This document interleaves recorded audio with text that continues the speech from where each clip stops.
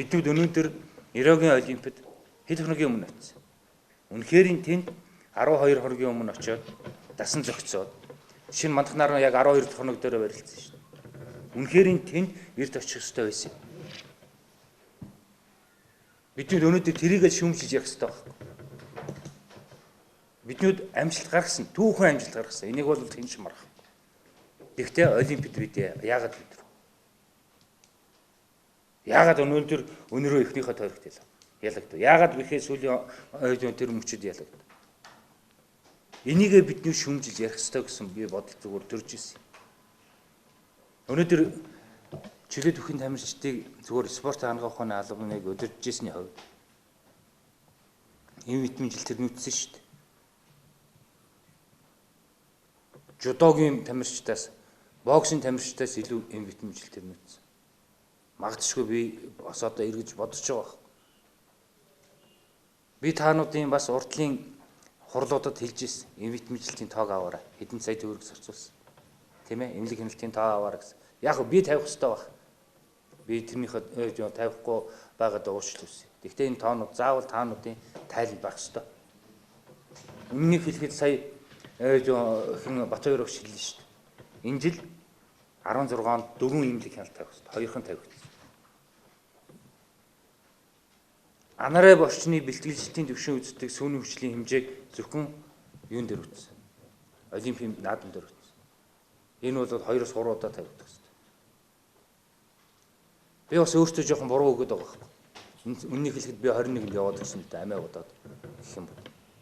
Магадгүй 27, 28, 29-ний эрэгтэй эмэгтэй багийн эмнэлэг хяналтан дээр сорилт шинжилгээнүүд аваад тэндээ би бас нэг ганц хоёр үг хэлсэн бол бас ч өөрч болчих байсан юм бол гэсэн би харуулсад төрж ирсэн. Тэгэхээр би өөрийгөө шүүмжлэмээр байна. Нэг үл. Спортын хангахны албанаас цаашаа таанууд юу хүсэж байгаа? Эрдэмшлэгийн хэсгээс юу хүсэж байгаа? Тэ? Үннийг хэлэхэд өнөөдөр ийм витамин жилт энэ эмнэлэг хяналт эрэгтэй болсон юм уу үгүй гэдгийг бас таанууд шүүн тунгаагаар Нямахын гаргасан долгорын сэтгэл судлалын юмнуудыг авч хэрэгэлсэн үү? Хэрэгэлсэн бол үнэхээр үр дүнтэй байсан. Гадаадын бэлтгэлжлтийн одоо янз бүрийн төлөв сорилтуудыг хэрэгэлсэн. Би мэдэхгүй л байна. Харин эрэгтэй баг дээр баяраа шиг би үнэлж байгаа өмнө хэлээд. Яг Оросын тэр бэлтгэл сургалтын төлөвлөлтийг тэр Орос бас найз нөхдүүдээс аваад бас яг энэ олимпийн циклийн үед ялангуяа яг энэ 16-нд хэрэгэлсэн. Тэр маань хэр үр дүнтэй болчих уу гэдгийг би бас одоохондоо бас яг Монгол хүний хөрсөнд буулгаад хэр зэрэг хэрэглэгдэв боломжтой мó боломжгүй гэдгийг бас хэлэх болов гэж би бодсон. Харамсалтай баяр багшийн тэрэн дээр ерөөсөө ганц шиг зохиосон. Батбаяр багшаас би юм асуумаар сэтгэл зүйч авчихсан. Яг хэрэг болсон юм.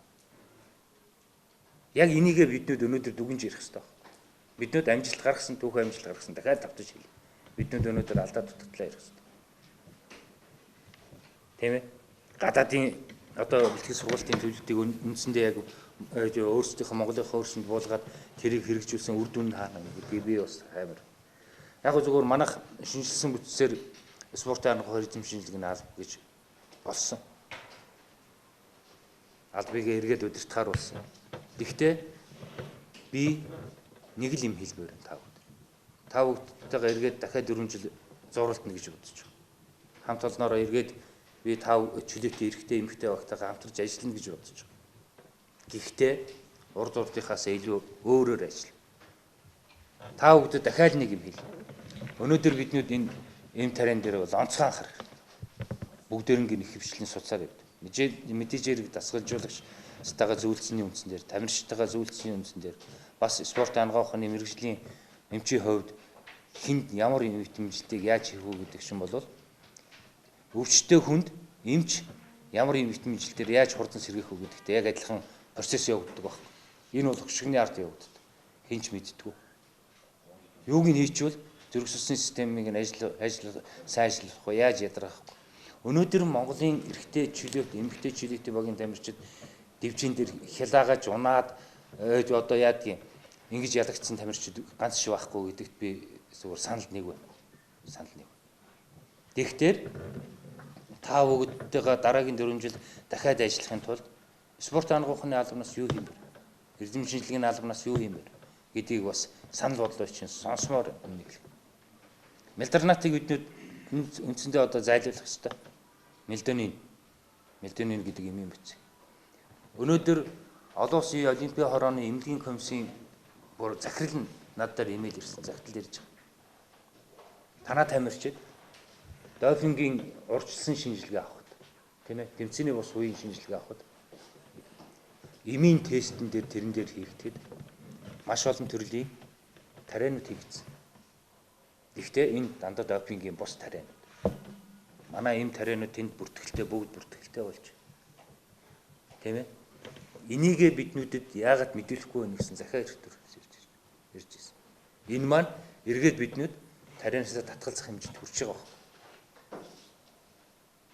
Одоо биднүүд эргээд зүгээр болж өгвөл бүх эм тариануудыг амаар. Тэгвэл би энэ дээр өөрчлөлт гаргана гэж бодож байна. Мэдээж хэрэг тамирчдын энэ ажиллагчдыг нэг төвшөнд байлгах, энэ сэргээлтийг хурцсахад эм витамин жилт 8 дэм чухал үүрэгтэй. Энийг би бол өөрчлөн ч гэсэн бодолтой байгаа. Хоёрдугаарт эрдэм шинжилгээ.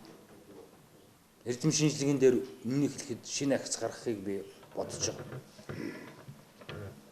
Нэм ахын энэ хийж байгаа судалгаанууд эргээд таа бүгдэд хэрэгтэй болж гинэ үгүй гэдэг дээр үрдөнгийн хай. Танилцуулна гэж бодож байна. Олон юм бодогч чинь үнэ хэлээ. Тэгээ энэ сэргээшийн бодисуудыг биднүүд юу байх. Тэгэд танууд нэг юм бодоор. Ираад биднүүд 12 хоногийн өмнө очсон. Эквадорын бүсээс биднүүд урагшаага 2 дахь олимпиад орж байгаа. 2 дахь олимпиад. Эрэгтэй жилээд маань медальгүй ирсэн. Жудо, боксоос нэг медальтай ирсэн гэдэг юм. Биднүүд энэ дээр ер нь яах ёстой гэсэн бас судалгааны юмнуудыг бас та бүгд хайж олоор хэдүүлээ хамтарч ажиллая. Магадгүй биднүүд энэ дээр алдаа дутагдлаа судалгаа шинжилгээтэй та бүгдийн одоо ажигласан юмнуудыг практик юмнуудыг ингэж юу байгаад магадгүй дараагийн олимпиад дахиад Эквадорын бүсээс урагшаа өгвөл биднүүдийн гаргасан зөвлөмж, биднүүдийн гаргасан судалгаа тэнд хэрэг болох уу гэсэн бодол миний зүгээр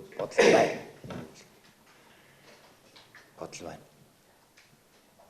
Тэгэхээр дараагийн 4 циклд спорт хангах эрдэм шинжилгээний албатай нэг тар хамтарч ажиллана. Дахиад эргээд шинээр шигшээ байгуулагдана. Эргээд та бүгдтэйгээ уулзсан. Тэгэхдээ та бүгд биднүүдэд санал бодлоо хэлээ. Хангах ухааны албанаас юу хүсэж байна? Эрдэм шинжилгээнийх нь хэсгээс эрдэм шинжилгээ судалгааны талаар юу хүсэж байна? Яаж хамтарч санал бодлоо шин сонсно гэж би бодож байгаа шүү. За ингээд анхаарал тавьсан баярлалаа. Та бүгдтэй 2020 оны олимпиад олон медаль аваасаа гэж би бодож хүсэж байна.